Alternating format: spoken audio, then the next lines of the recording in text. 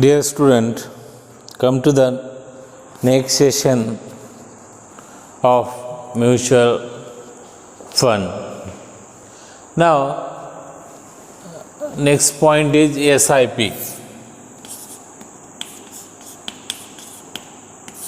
And what is meant by SIP? SIP is nothing but the long form of SIP, systematic investment plan. So, this plan where investor makes regular equal payment into a mutual fund, right? So in this plan, investor can benefit by buying more units when the price falls, right? When the price falls, and less units when the price rises, right? This scheme helps reduce the average cost per unit of investment through a method called average rupee cost or rupee cost averaging, right? And in this plan, investor may choose to increase or decrease the investment amount. In India, recurring payment can be set for SIP using electronic clearance services. ECS म्हणतो आपण त्याला. SIP is like a recurring deposit in a bank where you put a fixed amount every month. आलं का लक्षात? आपण जे regular payment करतो mutual fund, that is nothing but the SIP. आणि या प्लॅनमध्ये इन्व्हेस्टरला काय होतो? बेनिफिट होतो. कशामध्ये? जे काही आपले शेअर्स आहेत ते विकल्याच्या नंतर, आणि कधी विकले पाहिजे?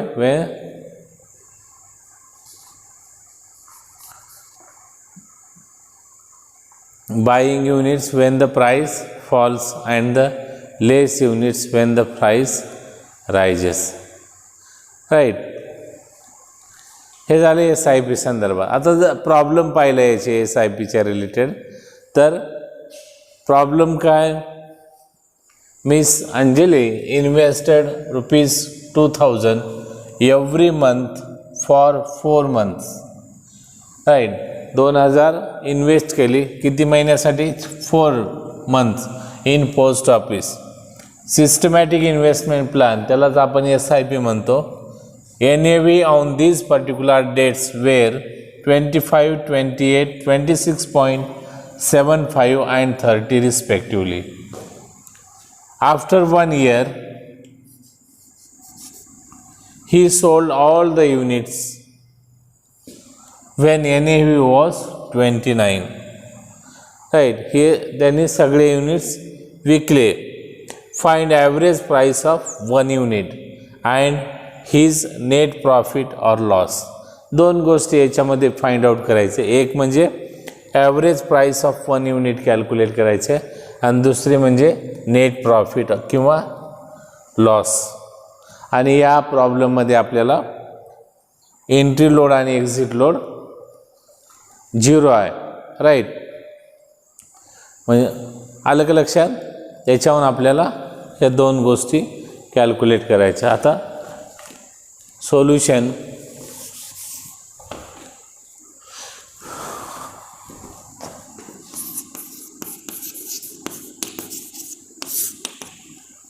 काय दिलेलं आहे? इन्व्हेस्टमेंट अमाऊंट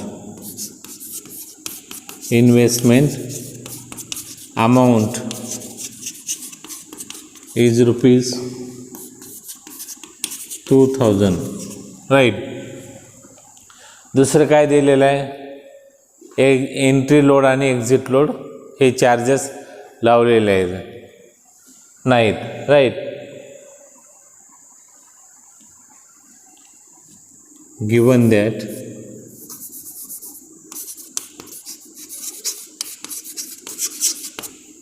देयर इज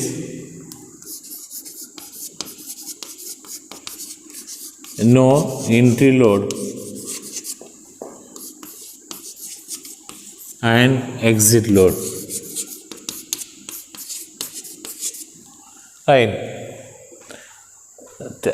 आता average mean price of 1 unit formula काय आहे?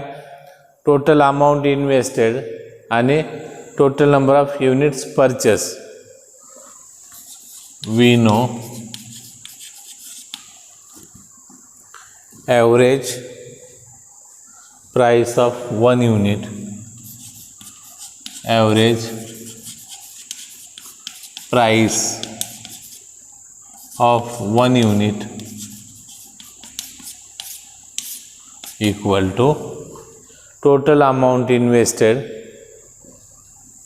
total amount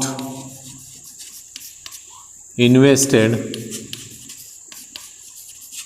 upon total number of units purchased, right? Total number of units purchased. हा झाला फॉर्म्युला. आता एक लक्षात घ्या, ह्याच्यामध्ये तुम्हाला टोटल अमाऊंट इन्व्हेस्टेड माहिती आहे, राईट? हे 2000 प्रत्येक महिन्याला, म्हणजे टोटल अमाऊंट काय मिळेल? 4 महिन्याची 8000 मिळेल. पण टोटल नंबर ऑफ युनिट्स माहिती आहेत काय? नाही, माहिती नाही तुम्हाला. मग ते पहिल्यांदा आपल्याला total number of units calculate करावं लागतील, राईट? मग कसे कॅल्क्युलेट करायचे? तर एक टेबल बनवा पहिल्यांदा. कसा टेबल? पहिल्यांदा मंथ घ्या, नंतर अमाऊंट इन्व्हेस्टेड,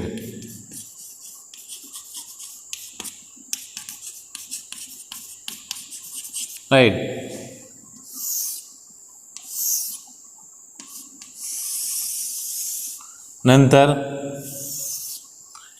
नंतर काय घेणार? NAV घेणार. NAV म्हणजे नेट ॲसेट व्हॅल्यू दिलेली आहे त्या. नंतर लास्ट कॉलम जो आहे तो तुम्ही number of unit purchase calculate करू शकता. Number of unit purchase equal to काय formula? Number of units purchased equal to amount invested आणि NAV of 1 unit. Amount invested, right, आणि NAV ऑफ 1 युनिट, राईट? हा झाला टेबल तुम्हाला. आता एक एक करून तुम्हाला कॅल्क्युलेट करायचे व्हॅल्यू. मंथ काय दिलेले? 4 मंथ. 1 2 3 4. हे झालं 4 मंथ, राईट? अमाऊंट इन्व्हेस्टेड किती आहे? 2000. प्रत्येक महिन्याला 2000 गुंतवलेले आहेत.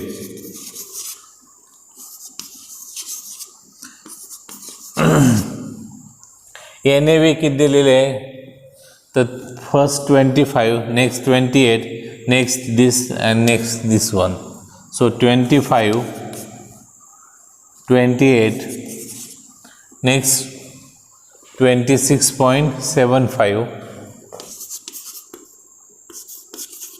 आणि लास्ट वन इज 30, राईट? आता पहा इकडे ह्या गोष्टी दिलेल्या आहेत. आता तुम्हाला शेवटचा कॉलम जो आहे तो ह्या 2 गोष्टीहून तुम्हाला कॅल्क्युलेट करता येईल. आता नंबर ऑफ युनिट्स परचेस्ड कसा फॉर्म्युला आहे? Amount invested upon NAV of 1 unit. आता अमाऊंट इन्व्हेस्टेड किती आहे या फर्स्ट मंथसाठी? 2000. NAV of 1 unit 25, right? आता इथं एंट्री लोड आणि एक्झिट लोड नसल्यामुळं NAVची जी ॲक्च्युअल युनिट प्राईस असेल तीच प्राईस असेल, राईट? म्हणून 2000 भागिले 25 किती येईल? 2000 भागिले 25. म्हणजेच तुम्ही जर कॅल्क्युलेटरवरती 2000 भागिले 25 केला तर तुम्हाला व्हॅल्यू 80 मिळेल, राईट? नंतर 2000 भागिले 28, राईट? कॅल्क्युलेटरवरती 2000 भागिले 28 जर केले तर 71.4285,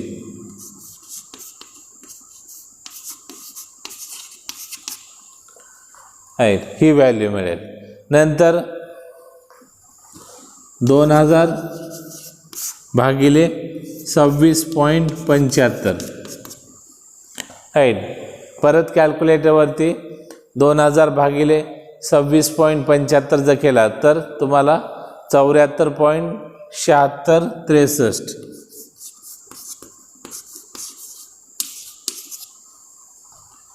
ह्या गोष्टी व्हॅल्यू मिळेल.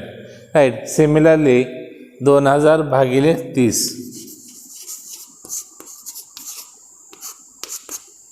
राईट, ह्याची काय मिळेल 66.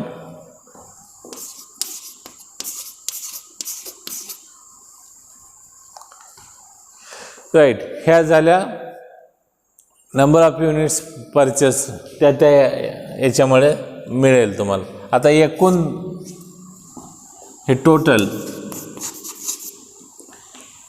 टोटल याची किती झाली 8000. इथं नंबर ऑफ युनिट्स परचेस याची ॲडिशन करा, काय मिळेल 292.861.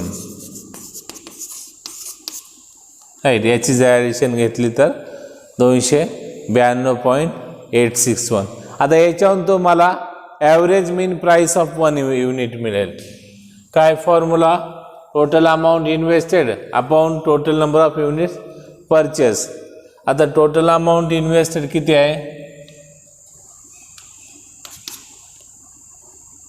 8000 इथे.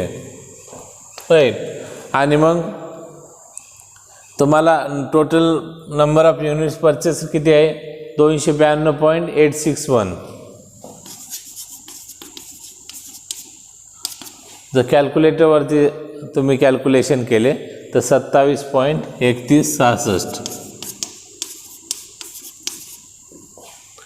मी ह्या अगोदरच व्हॅल्यू कॅल्क्युलेट करून ठेवलेले आहे. राईट, म्हणजे आपल्याला ज्यावेळेस लेक्चर इथे सांगायचं असेल त्यावेळेस वेळ जातो, या उद्देशाने अगोदरच केलेले आहेत. आता हे तुम्हाला 27.3166 काय मिळाले average mean price of 1 unit. Therefore average mean price of 1 unit is 27.3166 हे मिळालेलं आहे. राईट, आता याच्याहून तुम्हाला काय कॅल्क्युलेट करायचं नेट प्रॉफिट कॅल्क्युलेट करायचं आहे. आता सेलिंग प्राईस ऑफ 1 युनिट किती दिलेलं आहे 29. राईट,